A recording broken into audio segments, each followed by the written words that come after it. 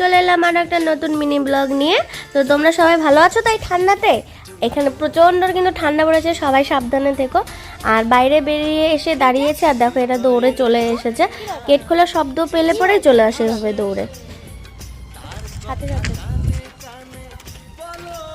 দোকানে যাচ্ছিলাম, তাই চুলবুলিকেও আমার সাথে সাথে যেতে হবে। দোকান থেকে এলাম ছাদে, মা জামা কাপড় ধুয়ে দিচ্ছিল আর আমি জামা কাপড় কিছু মেলে দিলাম। আর দেখো ছাদ বাগানে কত সুন্দর সুন্দর ফুল ফুটেছে।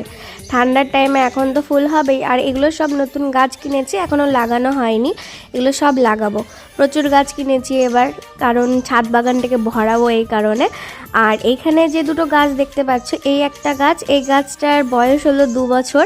মানে যখন আমি প্রথম এই ছাদ বাগানে গাছ লাগিয়েছিলাম তখনকার গাছ, আর এটাও সেম তাই, এখনও পর্যন্ত রয়েছে, যত্নে ছিল তো এই কারণে। তো এখন রেডি হয়েছে, একটু মার্কেটে যাব। তো মার্কেট করাও হয়ে গেল, আমি আর মা গিয়েছিলাম। মার্কেট থেকে এসে একটু রোদে বসলাম, আর এরাও এখানে ছিল রোদে বসে, এই কারণে গদার সাথে একটু আড্ডা মেরে নিলাম। আর ও কিছুতে খেতে চায় না, দেখো কি অবস্থা খাওয়াতে ওর। কত ঢঙে খাওয়ানো দেখুন, কি কষ্ট করে গিলতে যেতেছি। আমি আর সাথী ভাবছিলাম কি খাবো করে একটা ভেজ মোমো আমরা এখানে বানিয়ে নিয়েছি দুজন মিলে। তো আমাদের এখানে ভেজ মোমো রেডি, আর এবার খেয়ে টেস্ট করে বলবে সাথী কেমন হয়েছে। আমি এই নিয়ে বাড়িতে 3 থেকে 4 বার ভেজ মোমো বানিয়েছি, বেশ ভালোই লাগে খেতে। তো চলো টাটা।